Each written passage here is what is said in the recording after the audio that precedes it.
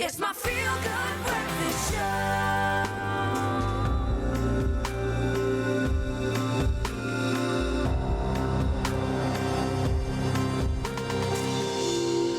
Welcome back to your Feel Good Breakfast Show, Expresso, here on a Health Tuesday. We're opening up to conversations of health, and we're speaking to one of our favorite doctors. It's Dr. Emil Reed now. And the reason for that is that after more than 50 cases of typhoid fever were reported in the Western and Northern Cape last week, it was a big thing. Many South Africans are probably wondering whether they simply have a tummy bug, okay, or if they actually do have typhoid fever. Now, here to break it down for us is Dr. Emil Reed, our trusted HIV and infectious diseases specialist. Doctor, good morning. Good morning, guys. Nice to see you. So good to see you. So sad that you're not with us here, but we know that you are still bringing us your knowledge with regards to this. Because, I mean, just last week, I think every parent was so, so stressed out because even Lucas Kresh actually got a note to say, if your child does have a tummy bug, please keep them at home because there's a bug running around. But that is why you're here to put our minds at ease with regards to what typhoid fever is and how does it differ to a normal tummy bug? Yeah. And guys, the important thing is we all know what the majority of tummy bugs look like and smell like. We all heard of them. People call them the 24-hour bug, the 48-hour bug, and usually they are self-limiting. They usually don't lead to any complications. They only require symptomatic relief, never ever require antibiotics, and rarely hospitalization. Typhoid, on the other side, is a different beast. It is a serious systemic illness, and systemic, we mean it can affect all organs in your body. And it's caused by a bacteria called Salmonella typhi.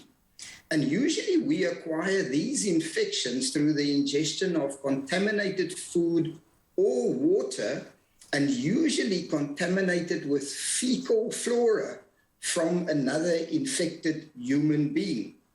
Because of the severe fever the kids and also adults develop within the first week after indigestion, they've called it the enteric fever.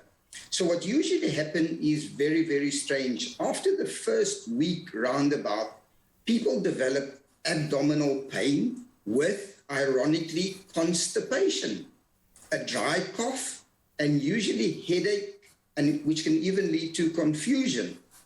And the temperature for that first week hovers around about 39, 40 degrees Celsius, at which time you also develop a skin rash. We call them rose spots, and they are usually small red areas of 1 to 4 centimeters in diameter.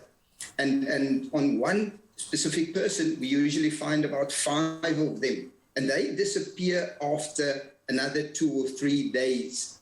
So only by the second week after becoming infected, you become really ill.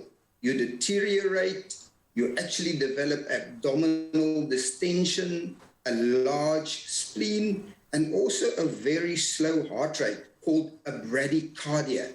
And that's also when the diarrhea starts. Foul-smelling green-yellow liquid, we in the infectious diseases world usually call pea soup diarrhea.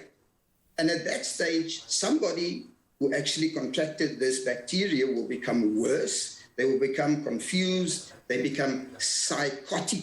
They develop bowel perforations, septicemia, even infection of the heart valves, at which time they can demise. So this is a serious illness, and to actually crown it all, those who survive this horrible ordeal can continue to spread and transmit the bacteria indefinitely. Wow. Okay, it sounds very serious, right? And I suppose the next question to find out is treatment, because if it can lead to such dire outcomes, can it be treated? How quickly can it be treated? How do you treat it? Exactly.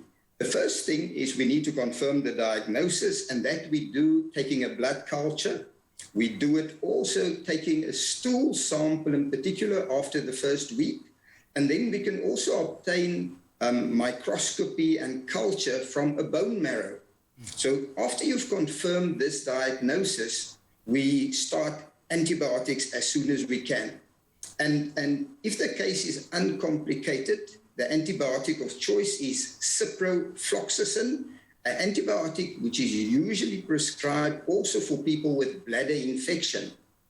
If the case is extremely complicated and have low blood pressures and need to be admitted to hospital, we use an antibiotic called ceftriaxone. And ceftriaxone is an antibiotic we usually use for people suffering of meningitis. When the blood pressures are low and because of this massive inflammatory response, we sometimes also give these people steroids.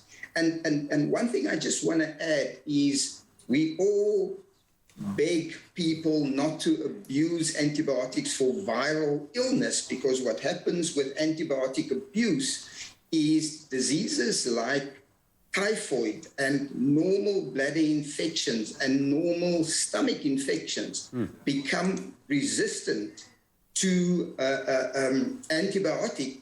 And this is what happens in some areas of the world where we have typhoid fever being resistant to all antibiotics. Wow. Wow. Wish we could unpack more about this, but thank you so much, Dr. Emil Reed, again, for just unpacking all of your knowledge with regards to typhoid fever, certainly putting moms and parents out there's minds at ease with regards to what this is, whether it is a tummy bug or it is typhoid fever. Thank you so much for joining us this morning. It's a big pleasure. Keep well, guys. Nice shirt, Doc. Thank you.